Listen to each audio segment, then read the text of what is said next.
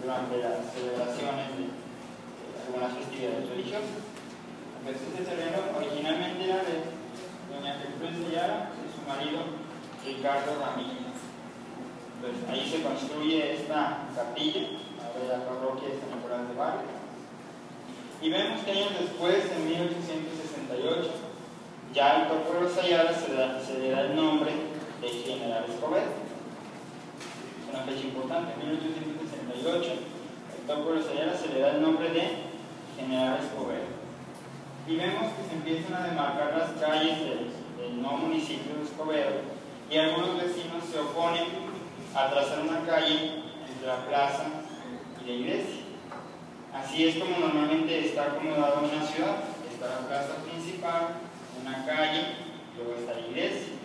Si vamos al centro de Monterrey, está la macroplaza, está una calle, y enfrente está la catedral.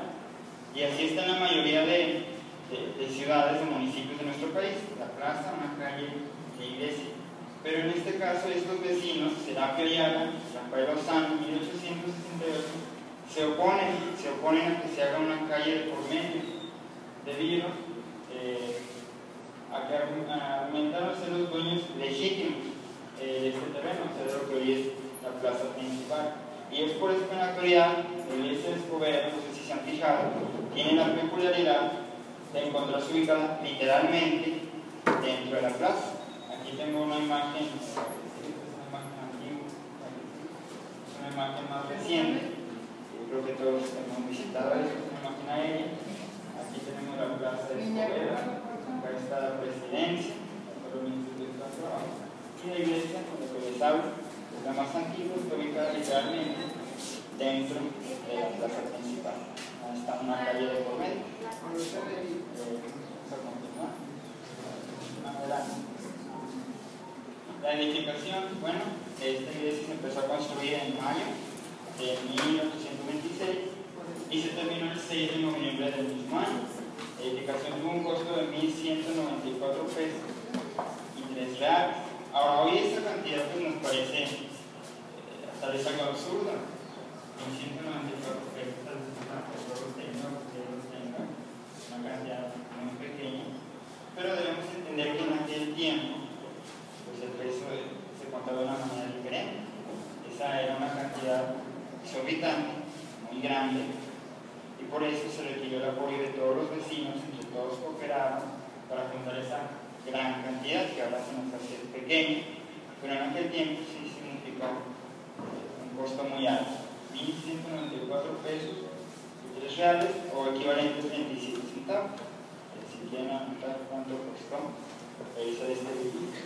Y vemos que el inmueble tiene características franciscanas. ¿Qué es franciscana? Pues es una orden religiosa católica, la orden de los franciscanos, que tienen un estilo arquitectónico muy interesante.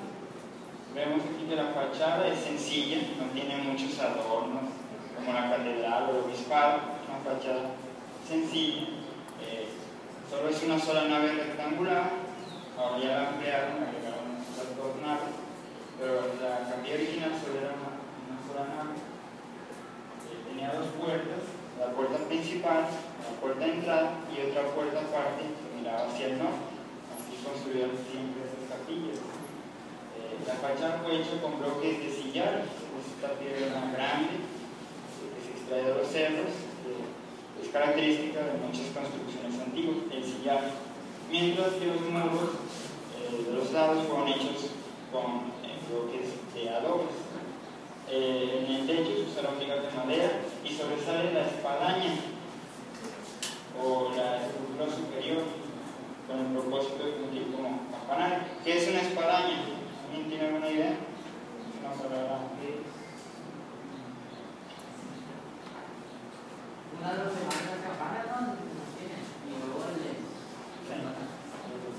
Una espadaña es donde van las campanas, pero más que nada consta de un muro plano, y en la estructura superior tiene huecos, y en ese hueco es donde se colocan las campanas. Esto es una espadaña.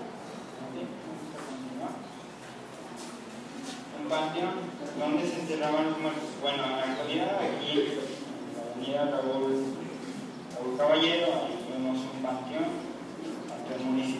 en aquel tiempo donde se enterraron los muertos. Este panteón que está aquí, don Caballero, es de 1868.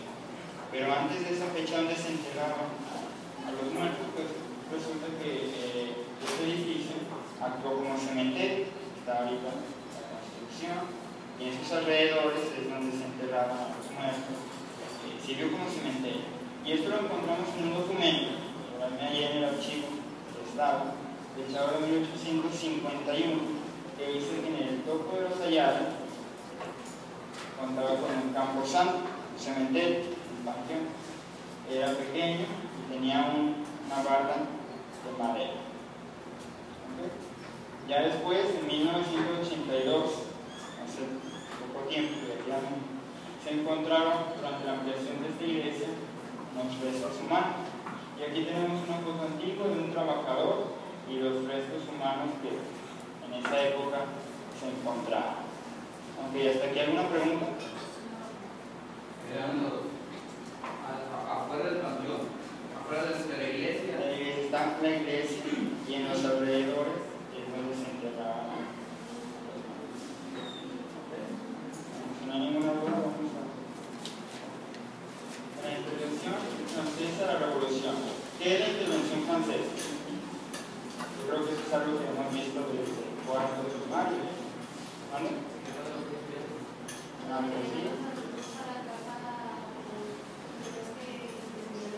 Sí. ¿Alguien más?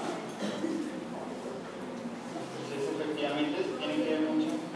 La guerra de los pasteles, que en realidad se desarrolló antes, por la década de los 30, del siglo XIX, pero sí con antecedentes de la intervención francesa. Entonces, para los que no se acuerdan de qué era la intervención francesa, pues voy a refrescar la memoria. Fue un conflicto bélico entre México y obviamente Francia. Se desarrolló debido a que el entonces presidente Benito Juárez suspendió los pagos de la deuda externa con Francia y otros países. Y los franceses pues no se quedaron conformes, decidieron intervenir en la vida política de México, por eso se llama intervención francesa. Esto sucedió entre 1862 y 1867, el periodo de la intervención francesa. Es importante que lo recuerden. Y resulta que es familiar lo que hace algunas semanas se dio, que es el 5 de mayo. ¿Saben qué se celebra? La batalla de Puebla. Yo creo que ese día, la batalla de Puebla. Y resulta que aquí en Escobedo también tuvimos una batalla, pero no es tan conocida como la batalla de Puebla. Durante la intervención, los franceses incursionaron en todo el territorio nacional, no solo en Puebla, no solo en la Ciudad de México, sino en todo el territorio, hasta en las más pequeñas haciendas y poblados, los franceses intervenían, incursionaban ahí. Y Escobedo, que en aquel tiempo, ¿cómo dijimos que se llamaba?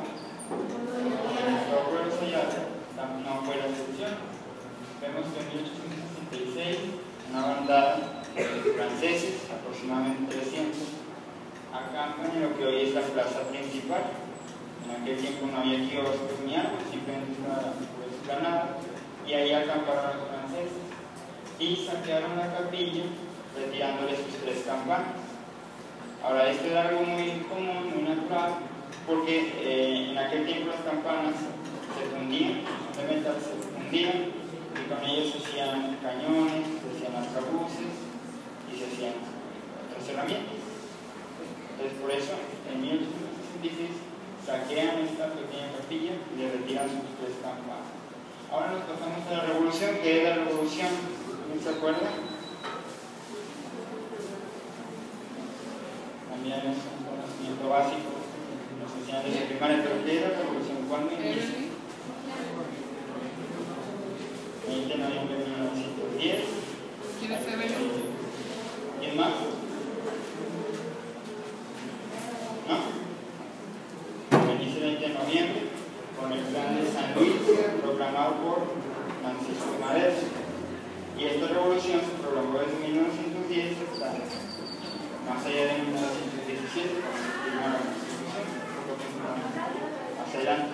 Entonces, en este periodo sobresalen muchos personajes, aparte de Madero, como Francisco Villa, Pedro Arango, Emiliano Zapata, Marcelo Carranza y otros personajes. Entonces, digo esto porque en 1914, que fue durante la Revolución Mexicana, la capilla fue otra vez saqueada y quemada por carrancistas. ¿Quiénes son los carrancistas? Los seguidores de quién? De Venustiano Carranza. ¿Por qué saquean la capilla? ¿Por qué la queman? Porque tenían una ideología revolucionaria, tenían una ideología que se oponía a todo lo que era religioso. Por eso saqueaban las capillas, saqueaban las iglesias, saquearon también la iglesia de San Nicolás, también saquearon un convento muy antiguo que estaba en Monterrey, el convento de San Francisco, lo destruyeron. Y el municipio fue bueno por eso, también los carrancistas saquearon la pequeña iglesia de San Nicolás. Por eso en aquel tiempo los vecinos del municipio de Escobedo se sentían muy jodidos por los carrancistas, porque eran muy desordenados, causaban muchos desmanes en la pequeña villa de Escobedo, destruyeron su capilla, por eso sentían mucho odio contra los carrancistas y se sentían más identificados con los villistas, los seguidores de quién. Los villistas de quiénes eran seguidores, de Pancho Villa. Por eso los vecinos de Escobedo se sentían más atraídos hacia Pancho Villa y los villistas que hacia los carrancistas.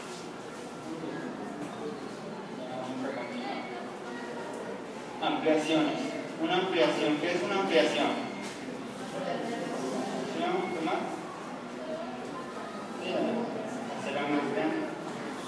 Y esta vieja construcción que dijimos que se construyó en 1826 se ha ampliado en dos ocasiones. La primera fue cuando los vecinos tenían como plan contar con un sacerdote fijo. ¿Por qué? Porque como era una capilla, una construcción pequeña, no tenían un sacerdote fijo. Iba ocasionalmente, regularmente, un sacerdote de San Nicolás, pero no cada domingo. Entonces, eso es lo que los vecinos querían, contar con un sacerdote fijo y estuviera ahí. Por eso se agregaron 6 metros de profundidad. Ya dijimos antes la capilla, no era como ahora, era una sola nave rectangular, y se agregaron 6 metros de profundidad. Esto fue en agosto de 1940 y se concluyó en febrero de 1941, la primera ampliación.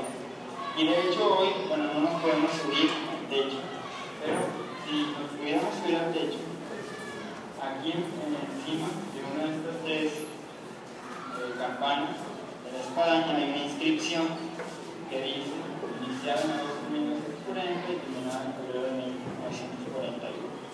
Ahí los albañiles conmemora, se puede decir, esa ampliación. No nos podemos subir obviamente, pero sabemos. Ok, y después vemos que la capilla se le da la categoría de parroquia. Una parroquia es una iglesia, pero ya tiene más privilegios, ya tiene un sacerdote fijo, ya tiene una casa parroquial. Entonces se le da esta categoría el 25 de noviembre del 72. La fecha también relevante. Ahora, en esas fechas el municipio ya empieza a transformarse de ser una pequeña comunidad a una gran ciudad.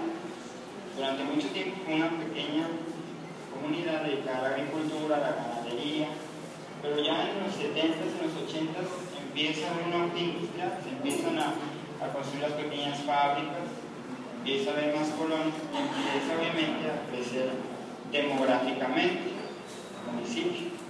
Entonces es por eso que empieza a haber más feligreses, empieza a ir más gente a la capilla y ya llega un momento en el que no cabe, gente que se queda afuera. Es por eso que en el 82 se agregan 2 alas laterales a la construcción, es decir, la capilla original solo estaba la fachada del medio, una sola nave rectangular, y se le agregan 2 tornados, que actualmente la conocemos. Aunque ya tendría alguna pregunta. ¿No? Aunque el sistema es muy sencillo. Ahora aquí tenemos una foto antigua. Aquí tenía una pequeña barra, la fachada, que es prácticamente como de algunos datos curiosos. Primero dato. Antiguamente allí había un tipo óleo. Se supone que todavía debe estar ahí, pero no está a la vista del público. Y es este de fondo, un óleo a San Nicolás de Bari. Este óleo fue regalado por pobladores de Santa Rosa. ¿Alguien escuchó de Santa Rosa?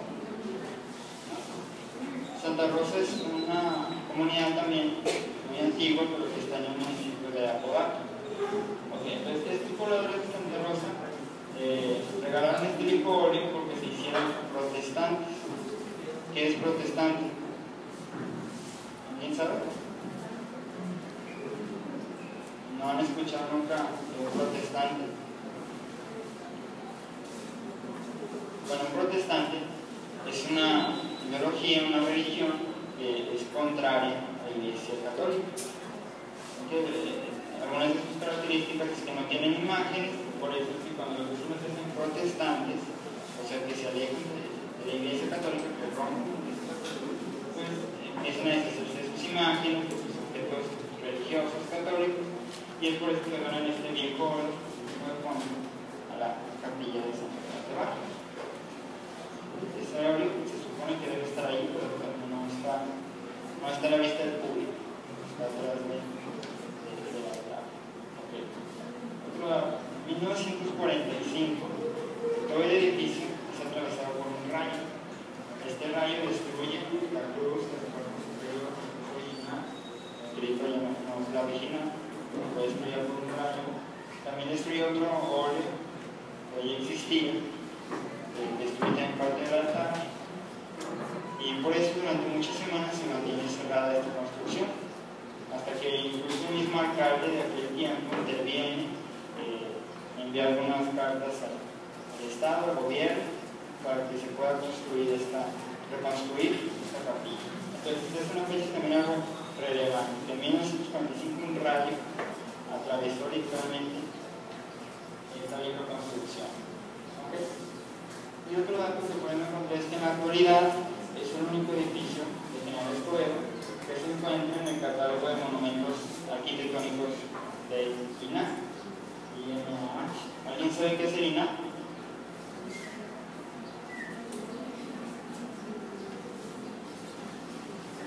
¿Nada? Ok, INAH son unas siglas. Significa Instituto Nacional de Antropología e Historia. Para que vean, eso es el INAH, Instituto Nacional de Antropología. Durante algún tiempo esta institución, en la Ciudad de México, empezó a realizar un catálogo de todos los monumentos, de todos los edificios antiguos que existían en el país. Entonces empiezan a contemplar todos los municipios, Monterrey, San Nicolás, todos, para registrar sus monumentos arquitectónicos.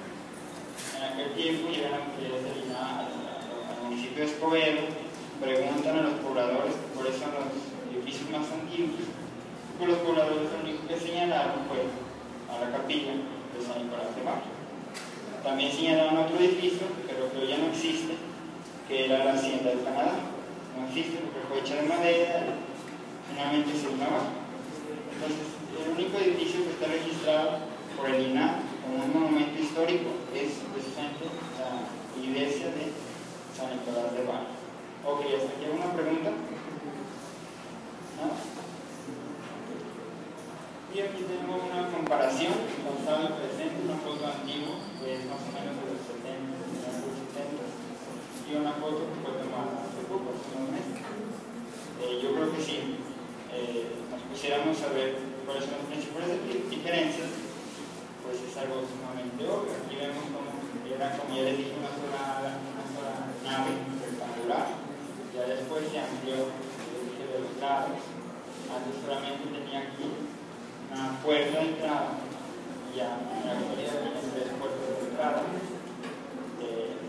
Y otro dato que se me pasó a decirles es sobre las campanas. ¿Cuántas campanas vemos en esta imagen? ¿Cuántas vemos acá? 2. Esta tercera campana fue colocada hace poco, hace unos meses, pero desde siempre lo ha tenido 2. Un amigo mío, que es el profesor Juan Ramón Garza, maestro también de aquí, fue a preguntarle a varios vecinos la razón de por qué solo había 2 campanas, porque aquí había un hueco. y ningún vecino les pudo responder. Para los vecinos siempre faltaba una campana. Entonces, hasta la fecha ha sido un misterio porque siempre solamente oían 2 campanas. Siempre había faltado una. Como otro dato, que la campana grande se llamaba Guadalupe, por la Virgen de Guadalupe, y la campana chica se llamaba la Cebar. Pero siempre había faltado la campana, hasta ahora que ya actualmente colocaron otra campana. Entonces aquí podemos ver las diferencias y sus ampliaciones, pero a pesar de todo conserva su fachada, que como ya dijimos es de 1826, se construyó con bloques de sillar, y en la actualidad este municipio es el edificio más antiguo de General Escobedo. Ok, ¿alguna pregunta hasta aquí? ¿No? Como conclusión, la capilla San Nicolás de Bari, que actualmente es una parroquia, ya dijimos que más privilegios, en este año 2013 cumple 187 años de existencia. Estamos a 13 años de que cumpla su bicentenario. Entonces esto es algo muy interesante porque muy pocos edificios en la actualidad llegan a cumplir casi 200 años. Es algo histórico prácticamente.